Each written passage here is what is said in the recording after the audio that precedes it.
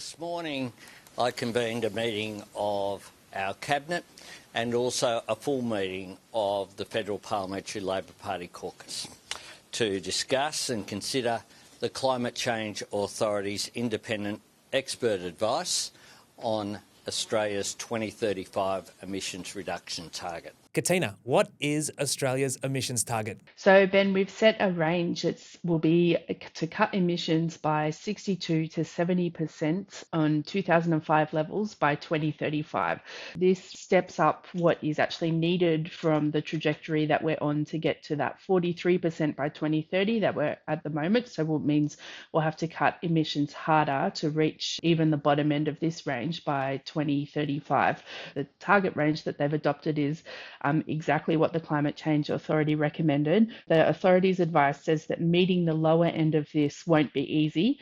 It'll need, for example, a six-fold growth in battery storage. It would need half of all cars, new cars sold to be electric vehicles, better take-up of sustainable fuels for things like aviation and boats, even looking at things like increasing the rates of organics material being recycled. So that's, like food waste and garden waste, that sort of thing.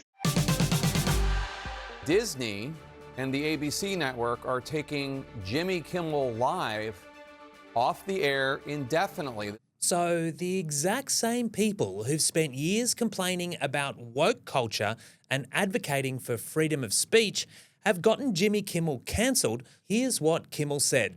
We hit some new lows over the weekend with the MAGA gang desperately trying to characterize this kid who murdered Charlie Kirk as anything other than one of them and doing everything they can to score political points from it. Totally innocuous, but that didn't stop the FCC leaning on ABC parent company Disney, who cravenly want to keep Trump happy. And guess what? It worked.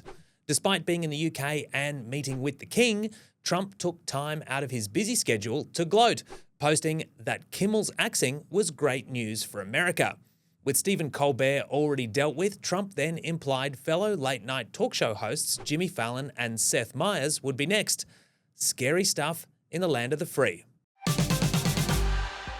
There is no downside in this whatsoever. This is all upside for Australia and upside for Papua New Guinea. What role did Beijing play in this PNG security pact? Well, if you take the word of the Papua New Guinea Prime Minister, it had no role in his cabinet's delay in approving this deal. But you would have to say that the evidence suggests otherwise. We've seen that China has managed to get a foothold in this part of the world. In 2019, there was that security deal done with Solomon Islands. And only last week, Anthony Albanese failed to get a similar deal signed with Vanuatu.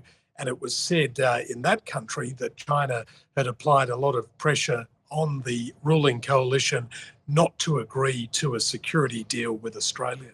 Australia has tried to be a bit more sophisticated in recent times with some of its pitches. So we see the carrot of a rugby league team in the National Rugby League competition.